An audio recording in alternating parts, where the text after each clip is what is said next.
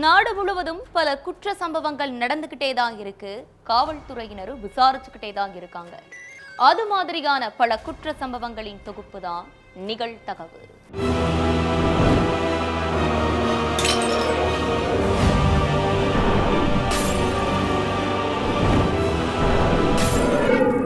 நிகழ்தகவு. இருள் சூழ்ந்த இடத்தில் சடலமாக கிடந்த கல்லூரி மாணவன். கடைசியாக நண்பனிடம் இருந்து வந்த செல்போன் அழைப்பு. ஓராண்டுக்கு மேல் பகையாளியாக இருந்த நண்பன் திடீரென பாசத்தை பொழிந்தது ஏன்? பாட்டியை வீட்டிற்கு விட சென்ற பேரனுக்கு என்ன நடந்தது?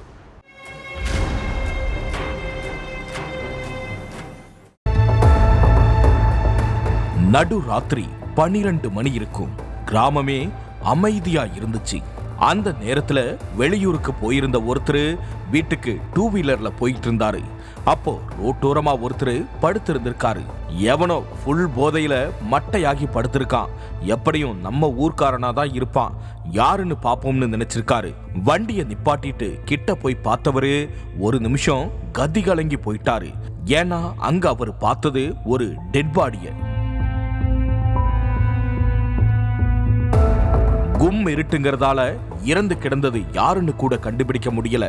உடனே அக்கம் பக்கத்துல உள்ளவங்களை கூப்பிட்டு பார்த்தப்பதான் அது காலேஜ் படிச்சிட்டு இருக்கிற பாண்டி குமாருங்கிறது தெரிய வந்திருக்குது. பாண்டி குமார் இறந்து கிடந்த இடத்துல இருந்து 500 மீட்டர் தூரத்துல உள்ள அவங்க பாட்டிக்கு தகவல் சொல்லியிருக்காங்க. தகவல் தெரிஞ்சு ஸ்பாட்டுக்கு வந்த போலீஸ் பாண்டி குமாரோட சடலத்தை எடுத்து ஹாஸ்பிட்டலுக்கு போஸ்ட்மார்ட்டத்துக்கு அனுப்பி வச்ச கையோட என்ன நடந்துச்சுன்னு தெரிஞ்சுக்க விசாரணையில இறங்கினாங்க.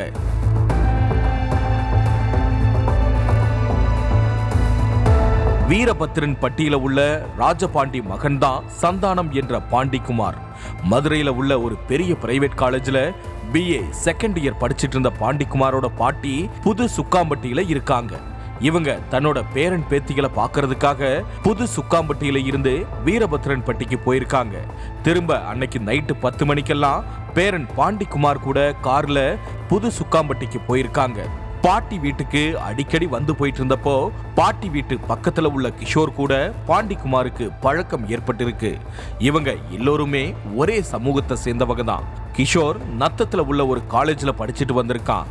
நல்ல ஃப்ரெண்ட்ஸா பழகிட்டு இருந்த கிஷோருக்கும் பாண்டிக்குமாருக்கும் இடையில ஒரு வருஷத்துக்கு முன்னாடி ஏதோ பிரச்சனை ஏற்பட்டிருக்கு. அன்னையில இருந்து 2 பேரும் பேசிக்கிறதே இல்ல. பரம்பரை பகையாளிங்க மாதிரி பாக்குற இடத்துல எல்லாம் ஒருத்தருக்கு ஒருத்தர் மாறி மாறி முறைச்சுக்கிட்டே இருந்திருக்காங்க. இதுக்கு இடையில ஒரு வருஷத்துக்கு அப்புறம் கிஷோரும் பாண்டிக்குமாரும் 2-3 நாளா திரும்பவும் பேசிக்க ஆரம்பிச்சதா சொல்லப்படுது. தன்னோட பாட்டிய ஊர்ல விடுறதுக்காக பாண்டிக்குமார் கார்ல போயிட்டு இருந்தப்போ கிஷோர் கிட்ட இருந்து போன் கால் வந்திருக்கு. அப்போ நான் உன்னை உடனே பார்க்கணும், சீக்கிரம் நேர்ல வான்னு கிஷோர் கூப்பிட்டதா சொல்லப்படுது. அதனால பாட்டி வீட்டுக்குள்ள கூட போகாம வாசல்லையே பாட்டியை இறக்கி விட்ட பாண்டிக்குமார் கிஷோரை பார்க்க போறோம் பாட்டி, அதனால இன்னொரு நாள் வீட்டுக்கு வரேன்னு சொல்லிட்டு வேக வேகமா காரை எடுத்துட்டு போனதா சொல்லப்படுது. கிஷோரை பார்த்துட்டு பேரன் வீட்டுக்கு போயிருப்பான்னு நினைச்சிட்டு இருந்த பாட்டி கிட்ட பாண்டிக்குமார் இறந்து கிடக்கான்னு ஊர்க்காரங்க வந்து சொல்லியிருக்காங்க. அதுக்கப்புறம் போலீஸ் கிட்ட கிஷோர் தான் தன்னோட பேரன் கிட்ட கடைசியா போன்ல பேசி வர சொன்னதா பாண்டிக்குமாரோட பாட்டி சொல்லியிருக்காங்க. அதே மாதிரி நைட்டு 11:30 மணி போல பாண்டிக்குமாரும் கிஷோரும் ஒரு இருட்டான இடத்துல நின்று பேசிட்டு இருந்ததையும் அவங்க கூட 4-5 பேர் நின்றுட்டு இருந்ததையும் ஊர்க்காரங்க பார்த்திருக்காங்க. ஆனா கிஷோரும் பாண்டிக்குமாரும் ஃப்ரெண்ட்ஸ் தான் நினைச்சு யாரும் அதை பெருசா நினைக்காம கடந்து போயிருந்திருக்காங்க. பாட்டி சொன்ன விஷயம் அப்புறம் ஊர்க்காரங்க சொன்னது எல்லாத்தையும் வச்சு விசாரிச்ச போலீஸுக்கு கிஷோருக்கும் இந்த கொலைக்கும் கண்டிப்பா சம்பந்தம் இருக்குன்னு சந்தேகப்பட்டாங்க. அவன் போன் நம்பருக்கு கால் பண்ணி பார்த்தப்போ போன் சுவிட்ச் ஆஃப்னு வந்திருக்குது. போன் சுவிட்ச் ஆஃப்னு வந்ததால போலீசாரோட சந்தேகம் மேலும் அதிகமாச்சு. கிஷோருடைய வீட்டுக்கு போய் பார்த்தப்போ அவன் வீட்டிலையும் இல்ல. அவனை பல இடங்கள்ல தேடியும் போலீஸ் கையில சிக்கல. அதே மாதிரி காலையில வரைக்கும் கிஷோரோட போன் சுவிட்ச் ஆஃப்லயே இருந்திருக்குது. அதுக்கப்புறம் கிஷோரோட அம்மாவையும் அப்பாவையும் ஸ்டேஷனுக்கு அழைச்சிட்டு போய் போலீஸ் விசாரணை பண்ணியிருக்காங்க. அடுத்த கொஞ்ச நேரத்துல கிஷோரும் அவன் கூட்டாளிங்க 3 பேருன்னு மொத்தம் 4 பேரும் போலீஸ் கிட்ட சிக்கி இருக்காங்க. பிடிபட்ட 4 பேர்கிட்டையும் போலீசார் தீவிரமா விசாரணை பண்ணிக்கிட்டு இருக்காங்க. கிஷோருக்கும் பாண்டிக்குமாருக்கும் இடையில ஒரு பொண்ணை லவ் பண்ற விஷயம் சம்பந்தமா பிரச்சனை ஏற்பட்டதாவும், அந்த தகராறுனாலதான் 1 வருஷமா 2 பேரும் பேசாம இருந்ததாவும், சின்னதா வந்த பிரச்சனை பூதாகரமாகி கடைசியில கொலையில வந்து முடிஞ்சிருக்கிறதாவும் சொல்லப்படுது. ஆனா விசாரணையோட முடிவுல தான் இந்த கொலைக்கு பின்னாடி இருக்கிற உண்மையான காரணம் தெரிய வரும்னு சொல்லியிருக்காங்க காவல்துறையினர்.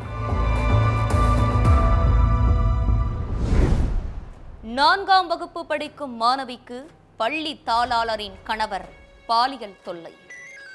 கற்கள் கட்டைகளை வீசி அடித்து நொறுக்கப்பட்ட பள்ளி. கூண்டோடு சிக்கிய 5 பேர். பள்ளி தாளாளரின் கணவர் சிக்கியது எப்படி?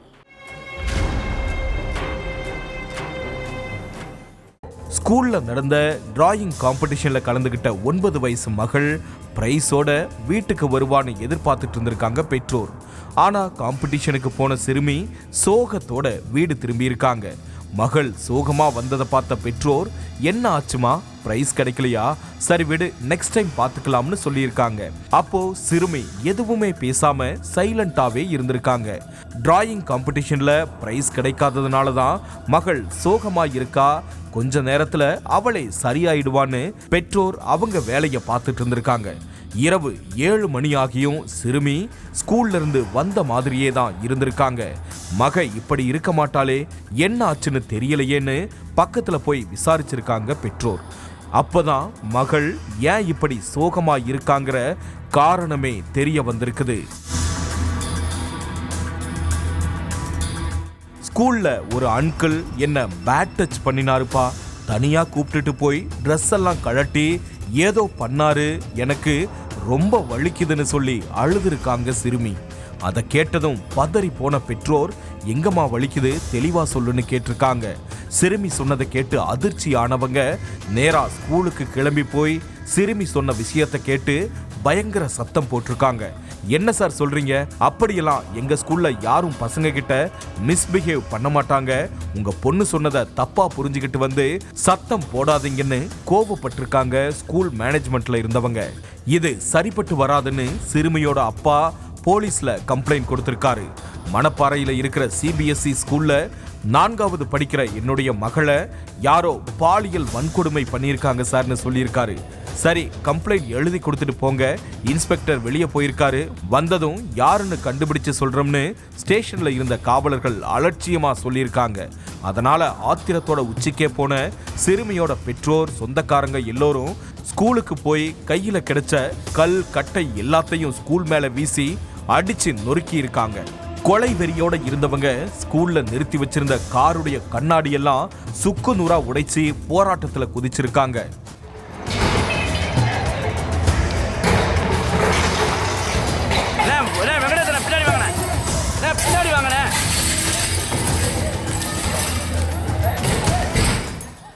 போராட்டத்துல ஈடுபட்டவங்களை கட்டுப்படுத்த முடியாம திணறின போலீஸ் சிறுமிய பாலியல் வன்கொடுமை பண்ணது யாருன்னு கண்டுபிடிக்க விசாரணைய வேகப்படுத்தி இருக்காங்க.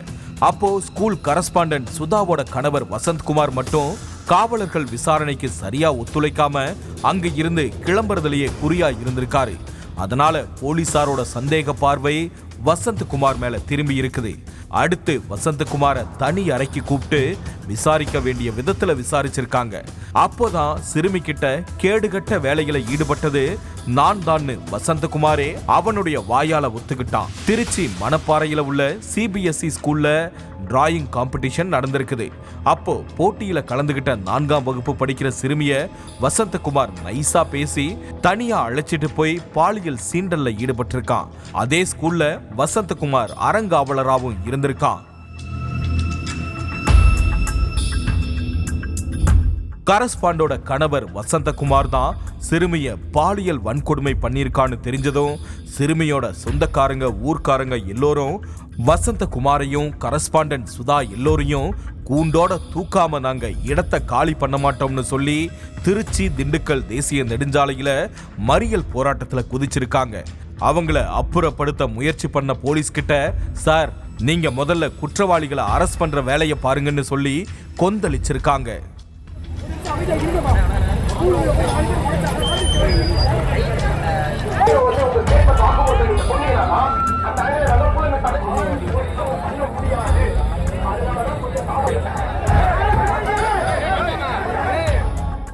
அடுத்து பாதுகாப்புக்காக அங்க கூடுதல் போலீஸ் குவிக்கப்பட்டதோட குற்றவாளிகளை உடனே கைது செஞ்சிருவோம்னு சமாதான பேச்சுவார்த்தையும் நடத்தினாங்க. ஆனாலும் சிறுமியோட சொந்தக்காரங்க அந்த இடத்தை விட்டு நகரல. அவங்கள கட்டுப்படுத்த முடியாம நொந்து போன போலீஸ் ஒரு வழியா குற்றவாளி வசந்தகுமார், கரஸ்பாண்டன்ட் சுதாவோட சேர்த்து மொத்தம் 4 பேரை போலீஸ் அரெஸ்ட் பண்ணியிருந்திருக்காங்க. குற்றவாளிகளை கைது பண்ணிட்டோம், உரிய நடவடிக்கை எடுக்கப்படும்னு போலீஸ் உறுதியளிச்சதுக்கு அப்புறம்தான் போராட்டத்தில் ஈடுபட்டவங்க அங்கிருந்து கலைஞ்சு போயிருக்காங்க. தலைமறைவா இருந்த ஸ்கூலோட ஹெச்எம் விஜயலட்சுமி ஸ்டேஷன்ல சரணடைஞ்சிருக்காங்க. கைது செஞ்ச எல்லோர்கிட்டையும் போலீஸ் தீவிர விசாரணை நடத்திட்டு இருக்காங்க. வசந்தகுமாரால வேற மாணவிகள் யாராவது பாதிக்கப்பட்டிருக்காங்களா, அவன் மேல வேற ஏதாவது கேஸ் இருக்குதான்னு விசாரணை போய்கிட்டு இருக்குது. அடுத்து ஸ்கூல்ல இருக்கிற எல்லா சிசிடிவி கேமராக்களையும் ஆய்வு செய்யற வேலையிலையும் ஈடுபட்டிருக்காங்க போலீஸ். 54 வயசுள்ள வசந்தகுமார் பேத்தி மாதிரி பார்க்க வேண்டிய ஒரு சிறுமி கிட்ட கேடுகட்ட வேலையில ஈடுபட்டிருக்கிறது பெற்றோர்கள் மத்தியில கொந்தளிப்பதான் ஏற்படுத்தி இருக்குது. அதே நேரம் எந்த நம்பிக்கையில பிள்ளைகளை ஸ்கூலுக்கு அனுப்புறது அப்படிங்கிற பயத்திலையும் இருக்காங்க பெற்றோர்கள். 10ஆம் வகுப்பு மாணவிக்கு 1.5 ஆண்டுகளாக பாலியல் டார்ச்சர். மாத்திரை வாங்கி கொடுத்து சிறுமியின் வயிற்றில் இருந்த கருவை களைத்த ஆட்டோ டிரைவர். கருக்கலைப்பு மாத்திரைகளை வாங்க ஐடியா கொடுத்த ஆட்டோ டிரைவரின் பெண் தோழி யார்? ஆட்டோ டிரைவர் சிக்கியது எப்படி?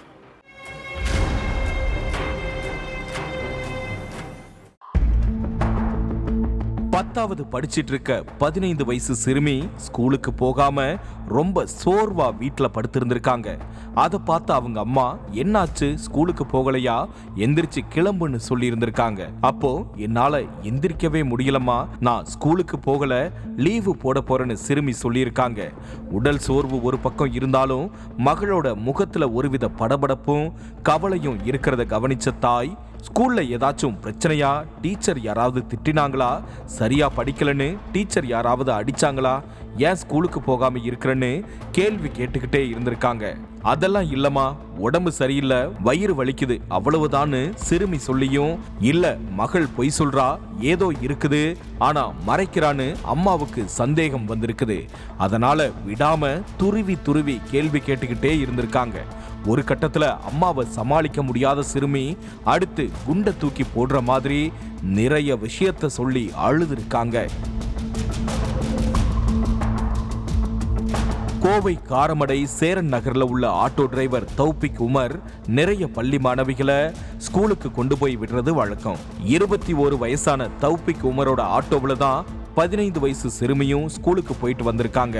அப்போ அந்த சிறுமி கிட்ட, நல்லா படிக்கணும், புக்கு நோட்டு வாங்க காசு இல்லைன்னா என்கிட்ட கேளு, நான் தரேன், உங்க அப்பா அம்மாவையெல்லாம் கஷ்டப்படுத்தாதன்னு நல்லவன் போல பேச ஆரம்பிச்சிருக்கான் தௌபிக் உமர். சரி அண்ணேன்னு சொன்ன சிறுமி கிட்ட, அண்ணன்னு மட்டும் சொல்லாத, பேர் சொல்லி கூப்பிடுன்னு சொல்லியிருக்கான் அந்த ஆட்டோ டிரைவர். மெல்ல மெல்ல சிறுமி கிட்ட காதல் வலை வீசின தௌபிக் உமர் அந்த சிறுமியை ஏமாத்தி ஆட்டோவிலேயே நிறைய இடங்களுக்கு சுத்தி இருக்கான். ஸ்கூலுக்கு லீவு போட முடியாதுன்னு சிறுமி சொன்னாலும் மிரட்டி வெளியில கூப்பிட்டுட்டு போய் பாலியல் அத்துமீறல்ல ஈடுபட்டிருந்திருக்கான் அந்த ஆட்டோ டிரைவர். கிட்டத்தட்ட 1.5 வருஷமா சிறுமிய மிரட்டியே பாலியல் பலாத்காரம் செஞ்சிருக்கான் தௌபிக் உமர். அதனால சிறுமி கர்ப்பமாகி இருக்காங்க. வாந்தி, மயக்கம், சோர்வுன்னு தன்னோட உடல்ல நிறைய மாற்றம் ஏற்பட்டதால பயந்த சிறுமி கிட்ட, நீ கர்ப்பமா இருக்குன்னு சொல்லியிருக்கான் ஆட்டோ டிரைவர். அப்போ தேம்பி அழுத சிறுமி கிட்ட, நீ ஒன்னும் கவலைப்படாத, நர்சிங் படிப்பை டிஸ்கன்டினியூ பண்ணின என்னோட தோழி ஒருத்தங்க வீட்டுல இருக்காங்க, அவங்க கிட்ட கருக்கலைப்பு மாத்திரையோட பெயரை கேட்டு மெடிக்கல்ல நானே வாங்கி தரேன், நீ அந்த மாத்திரையை போட்டுட்டா போதும், உனக்கு வாந்தி மயக்கம் எதுவுமே வராதுன்னு சொல்லியிருக்கான் தௌபிக் உமர்.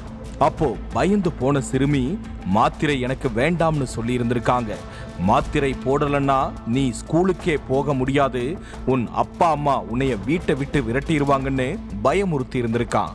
அதனால ஆட்டோ டிரைவர் வாங்கி கொடுத்த கருக்கலைப்பு மாத்திரைய அழுதுகிட்டே போட்டிருக்காங்க அந்த சிறுமி.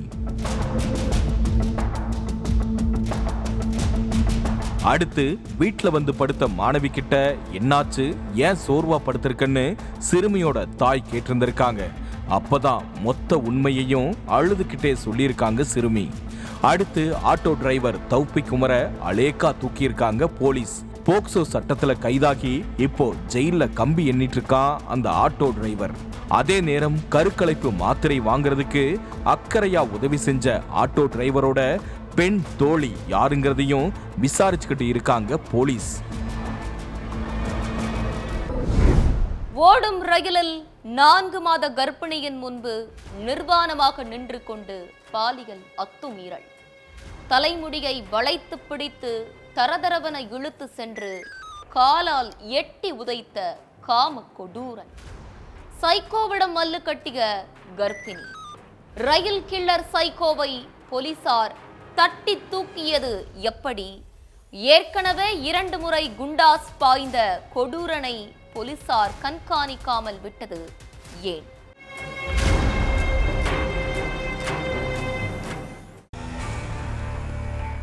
காலை 10:45 மணி இருக்கும். கோவையில இருந்து திருப்பதிக்கு போற இன்டர்சிட்டி எக்ஸ்பிரஸ் ரயில்ல 4 மாச கர்ப்பிணி பெண் ஒருத்தங்க பயணம் செஞ்சிருக்காங்க. லேடிஸ் கம்பார்ட்மெண்ட்ல ஒரு பெண் மட்டும் தனியா இருக்கிறத பார்த்த ஒரு இளைஞர் ட்ரெயின் மூவ் ஆகும்போது கடைசி நேரத்துல ஓடி போய் ஏறி இருக்கான். இது லேடிஸ் கம்பார்ட்மெண்ட், ஜென்ஸ் எல்லாம் ஏறக்கூடாதுன்னு இளைஞர் கிட்ட சொல்லியிருக்காங்க அந்த பெண். சாரிக்கா, தெரியாம ஏறிட்டேன், அடுத்த ஸ்டாப்பிங்ல இறங்கிக்கிறேன்னு சொன்னவன் ரயிலுக்குள்ள அங்க இங்கன்னு நடந்துட்டே இருந்திருக்கான். லேடிஸ் கம்பார்ட்மெண்ட்ல கர்ப்பிணி பெண்ணை தவிர வேற யாருமே இல்ல. அப்போ திடீர்னு தன்னோட ஆடை எல்லாத்தையும் படபடன்னு கழட்டுன அந்த இளைஞன் கர்ப்பிணி முன்னால கூச்சமே இல்லாம நின்று இருந்திருக்கான். அந்த கோலத்தை பார்த்து பதறின கர்ப்பிணி அவனை திட்டுனதோட அபாய சங்கிலியை பிடிச்சு இழுத்து ட்ரெயினை நிறுத்தவும் முயற்சி பண்ணியிருந்திருக்காங்க. அப்போ அந்த பொண்ணோட முடிய பிடிச்சு தரன்னு பாத்ரூம் கிட்ட இழுத்துட்டு போனவன் அவங்களுடைய துப்பட்டாவை இழுத்து பாலியல் அத்துமீறல்ல ஈடுபட்டிருந்திருக்கான். தம்பி, நீ சின்ன பையன், நீ பண்ற தப்பு உனக்கு புரியல, தயவு செஞ்சு என்னைய விட்டு, நான் 4 மாசம் கர்ப்பமா இருக்கேன்னு அழுதுகிட்டே கெஞ்சி இருக்காங்க. ஆனா கொஞ்சம் கூட ஈவு இரக்கமே இல்லாம கர்ப்பிணி பெண் கிட்ட தன்னுடைய வக்கிர புத்திய காட்டியிருந்திருக்கான் அந்த காம கொடூரன். அந்த பெண்ணும் தன்னால முடிஞ்ச அளவுக்கு அவன்கிட்ட இருந்து தன்னைய காப்பாத்திக்க மல்லு கட்டியிருக்காங்க. ஒரு கட்டத்துல அவனை சமாளிக்க முடியாம கர்ப்பிணி பெண் பாத்ரூமுக்குள்ள போய் தாழ்பால் போட போயிருக்காங்க.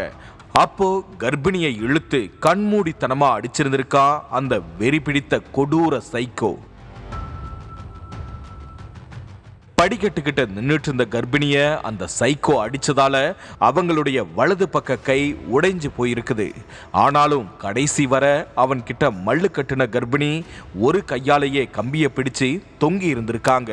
அடுத்து ரயிலுக்குள்ள நடந்த விஷயத்த அந்த கர்ப்பிணி வெளியில சொல்லிடுவாங்களோன்னு பயந்த சைக்கோ ரயில் கேவி குப்பத்துல கிராஸ் ஆகும்போது காலால எட்டி உதைச்சு கீழே தள்ளி விட்டுருந்திருக்கான். அப்பதான் பயங்கர சத்தம் கேட்டிருக்குது. என்ன சவுண்டுன்னு சொல்லி பக்கத்து கம்பார்ட்மெண்ட்ல இருந்தவங்க எட்டி பார்த்திருந்திருக்காங்க. பெண் ஒருத்தங்க கீழே விழுறத பார்த்து அதிர்ச்சியானவங்க கத்தி கூச்சல் போட்டிருந்திருக்காங்க. அடுத்து ரயில் காட்பாடி ரயில் நிலையத்துக்கு வந்திருக்குது. அப்போ பெண் விழுந்ததை பார்த்த பயணிகள் சிலர் ரயில்வே போலீஸுக்கு தகவல் தெரிவிச்சிருந்திருக்காங்க. அதுக்கு பிறகு பெண் கீழே விழுந்த கேவி குப்பத்துக்கு வந்த போலீஸ் ஆடை எல்லாம் கிழிஞ்சு தலையில அடிபட்டு மயங்கி கிடந்த கர்ப்பிணியை மீட்டு அடுக்கம்பாறை அரசு மருத்துவமனைக்கு கொண்டு போயிருக்காங்க. மயக்கம் தெளிஞ்சு கண் முழிச்ச கர்ப்பிணி கிட்ட நடந்த விஷயத்தை விசாரிச்சிருக்காங்க போலீஸ். அப்போ ரயிலுக்குள்ள தனக்கு நடந்த கொடூரத்தை கதறி அழுதுகிட்டே சொல்லியிருக்காங்க அந்த கர்ப்பிணி பெண். ட்ரெஸ் எல்லாம் எடுக்கிறதுக்கு பார்த்தானா 2 பேருக்கு சண்டை வந்துடுச்சு. வந்துட்டு முடிய பிடிச்சி தரன்னு இழுத்துட்டு வந்து அந்த வாசலில் வந்து போட்டு தள்ளி விட்டானா. அதுக்கப்புறம் என்ன நடந்ததுன்னு தெரியல. திருப்பூர்ல உள்ள பனியன் கம்பெனியில டெய்லரா வேலை பார்த்துட்டு இருந்த அந்த பெண் பிப்ரவரி 6ஆம் தேதி தன்னோட சொந்த ஊரான சித்தூருக்கு போயிருக்காங்க. Kovai to Tirupati intercity express ரயிலில் உள்ள ஒரு மகளிர் பெட்டியில அந்த பெண் இருந்திருக்காங்க. ரயில் காலை 9 மணிக்கு மேல ஜோலார்பேட்டை ரயில் நிலையத்துக்கு வந்திருக்குது. அப்போ அந்த பெண் பயணிச்ச லேடிஸ் கம்பார்ட்மெண்ட்ல இருந்த எல்லோரும் இறங்கி இருக்காங்க. அடுத்து அந்த கர்ப்பிணி மட்டும்தான் அந்த கம்பார்ட்மெண்ட்ல இருந்திருக்காங்க. அப்போதான் அந்த காம கொடூரன் கர்ப்பிணி கிட்ட தன்னோட வக்கிர புத்திய காட்டி இருந்திருக்கான். எந்த பொண்ணு ரயில்ல தனியா சிக்குவாங்க, அவங்கள பாலியல் வன்கொடுமை பண்ணலாம்னு ஜோலார்பேட்டை ரயில் நிலையத்துல சுத்திட்டு இருந்திருக்கான். அந்த நேரத்துல தான் அப்பாவியான கர்ப்பிணி பெண் சிக்கி இருக்காங்க. அடுத்து ஹாஸ்பிட்டல்ல அனுமதிக்கப்பட்டிருந்த கர்ப்பிணி பெண்ணோட வாக்குமூலத்தை வச்சு போலீஸ் விசாரணையில இறங்கினாங்க. ரயில்ல தனியா இருந்த பெண்கிட்ட பாலியல் வன்கொடுமையில ஈடுபட்டவன் யாரு, அவன் எந்த ஊரை சேர்ந்தவங்கிறத கண்டுபிடிக்கிறதுக்காக வேலூர்ல உள்ள சரித்திர பதிவேடு குற்றவாளிகளோட போட்டோக்களை பாதிக்கப்பட்ட கர்ப்பிணி கிட்ட போலீசார் காட்டியிருக்காங்க. அதுல நிறைய போட்டோக்களை ரிஜெக்ட் பண்ண கர்ப்பிணி ஒரே ஒருத்தனோட போட்டோவை காட்டி இவன் தான் அந்த அக்கிரமக்காரன்னு சொல்லியிருக்காங்க. வேலூர் குடியாத்தத்தை சேர்ந்த ஹேம்ராஜ் தான் அந்த அக்கிரமக்காரன்னு போலீஸுக்கு தெரிய வந்திருக்குது.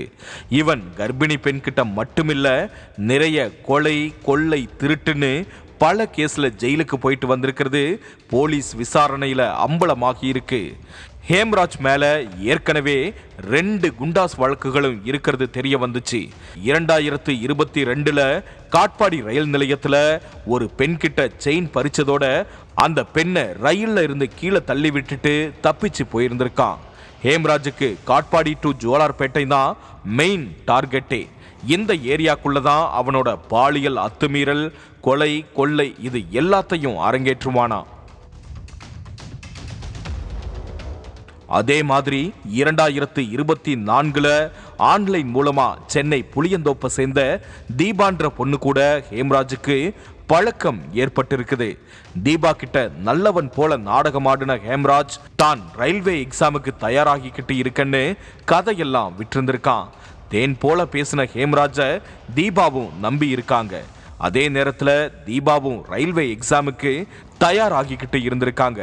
அடுத்து என்கிட்ட ரயில்வே எக்ஸாமுக்கான மெட்டீரியல்ஸ் எல்லாம் இருக்கு, வேணும்னா வந்து வாங்கிக்கோன்னு அக்கறையா சொல்லி இருந்திருக்கான் ஹேம்ராஜ். அவனை மலை மாதிரி நம்பின தீபா ஹேம்ராஜ் கிட்ட இருந்து தேர்வுக்கான மெட்டீரியல்ஸை வாங்குறதுக்காக சென்னையில இருந்து குடியாத்தத்துக்கு போயிருக்காங்க.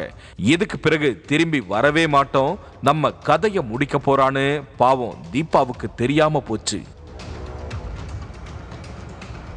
குடியாத்தத்துல இருக்கிற அவனுடைய வீட்டுக்கு தீபாவை அழைச்சிட்டு போன ஹேம்ராஜ் அங்க அந்த பொண்ணை பாலியல் வன்கொடுமை செஞ்சிருந்திருக்கான்.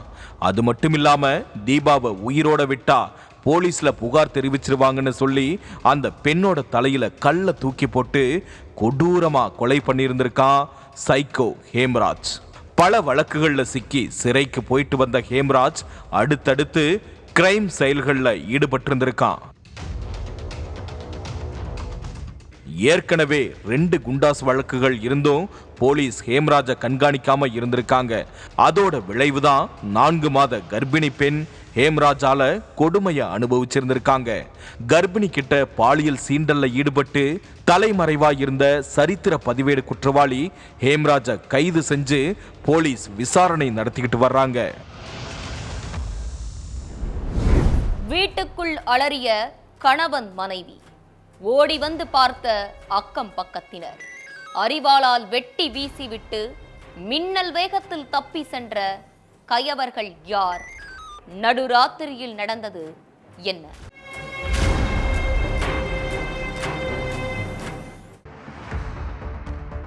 சுத்தியும் மரம் சூழ்ந்து இருக்க ஊருக்கு கொஞ்சம் தள்ளி ஒரு வீடு இருந்திருக்கு. அந்த ஏரியாவில் நிறைய வீடுகள் இருந்தாலும் ஒரு வீட்டு பக்கத்துல இன்னொரு வீடு இல்லை.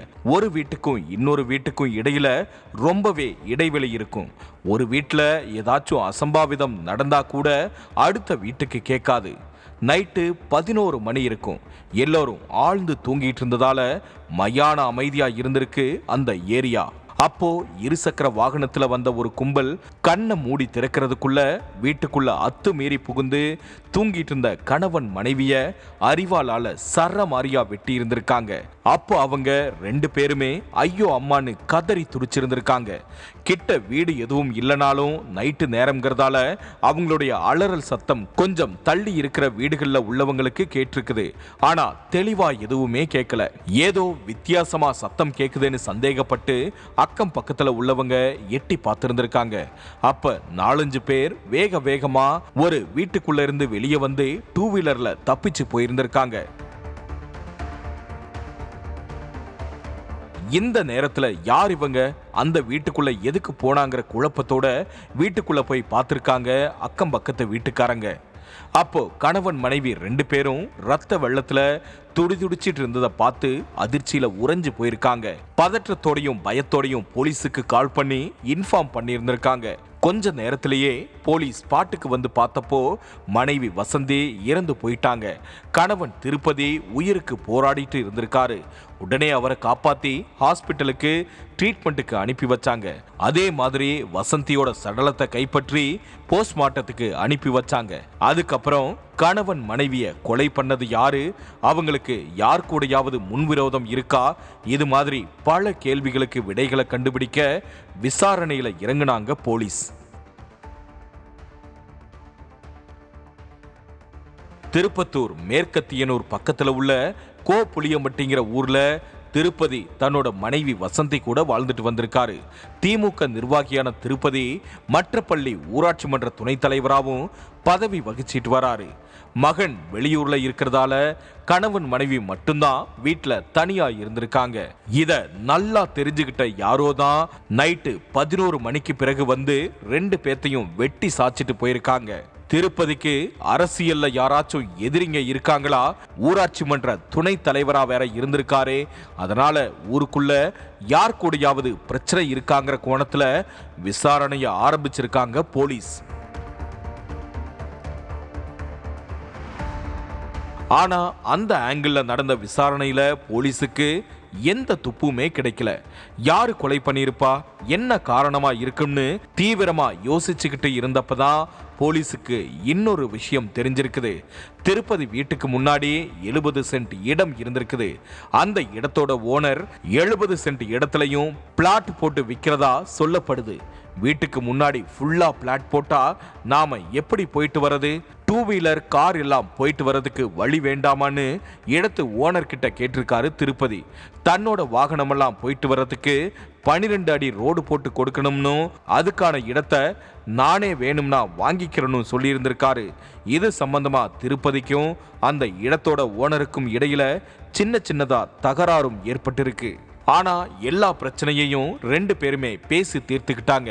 திருப்பதி வீட்டுக்கு போயிட்டு வர மாதிரி 2 வீலர் கார் எல்லாம் எந்த பிரச்சனையும் இல்லாம போற மாதிரி ஒரு குறிப்பிட்ட இடத்தை எழுதி தந்துடுறேன்னு அந்த இடத்தோட ஓனர் திருப்பதி கிட்ட சொல்லியிருக்காரு. இதுக்கான பத்திரப்பதிவும் வியாழக்கிழமை நடக்க இருந்ததாகவும் சொல்லப்படுது. பிரச்சனை எல்லாம் சுமூகமா முடிஞ்சு ரிஜிஸ்ட்ரேஷன் வரைக்கும் வந்தாலும் இதுக்கு முன்னாடி 2 பேருக்கும் நிறைய வாக்குவாதம் நடந்ததால அத மனசுல வச்சுக்கிட்டு அந்த இடத்தோட ஓனரே ஆள் வச்சு இந்த சம்பவத்தை பண்ணியிருப்பாரோன்னு போலீஸுக்கு சந்தேகம் வந்துச்சு. அதே மாதிரி கொஞ்சம் தள்ளி இருக்கிற இன்னொரு வீட்டுக்காரங்க கூடயும் திருப்பதிக்கு இடப்பிரச்சனை சம்பந்தமா முன்பகை இருந்திருக்குது. ஒருவேளை அந்த பக்கத்து வீட்டுக்காரங்க இத பண்ணியிருப்பாங்களோன்னு போலீஸுக்கு டவுட் வந்துச்சு. அதனால 2 கோணத்திலையும் விசாரணையை முடுக்கி விட்டுருக்காங்க போலீஸ். இதுக்கு இடையில கொலையாளிங்க பயன்படுத்தின பைக்குகள்ல ஒரு பைக் ஜோலார்பேட்டை ரயில்வே ஸ்டேஷன் பக்கத்துல உள்ள பைக் பார்க்கிங்ல நிக்கிறதா போலீஸுக்கு தகவல் வந்திருக்குது. உடனே அந்த இடத்துக்கு போன போலீஸ் அந்த பைக்கை கைப்பற்றி விசாரணை பண்ணிக்கிட்டு இருக்காங்க. ஆனா அந்த பைக்கை யார் பார்க்கிங்ல கொண்டு வந்து விட்டதுங்கிறத கண்டுபிடிக்க பார்க்கிங் பக்கத்துல உள்ள சிசிடிவி கேமராக்களை ஆய்வு செஞ்சிட்டு இருக்காங்க. இப்போதைக்கு கொலைகாரங்க கிட்ட நெருங்கிறதுக்கு போலீஸ் கையில இருக்கிற ஒரே துருப்புச்சீட்டு அந்த பைக் மட்டும்தான். அந்த பைக்கை யார் பார்க்கிங்ல கொண்டு வந்து நிப்பாட்டினதுன்னு தெரிஞ்சு அவனை பிடிச்சு விசாரிச்சாதான் திருப்பதியையும் அவங்க மனைவியையும் கொடூரமா தாக்குனது ஏன், யார் அவங்கள வெட்ட சொன்னா அப்படிங்கிற எல்லா கேள்விகளுக்கும் பதில் கிடைக்கும். ஒவ்வொரு குற்றங்களின் முடிவும் சட்டத்தின் கையில். விசாரணை தொடரும். பார்க்கலாம் அடுத்த நிகழ்தகவில்.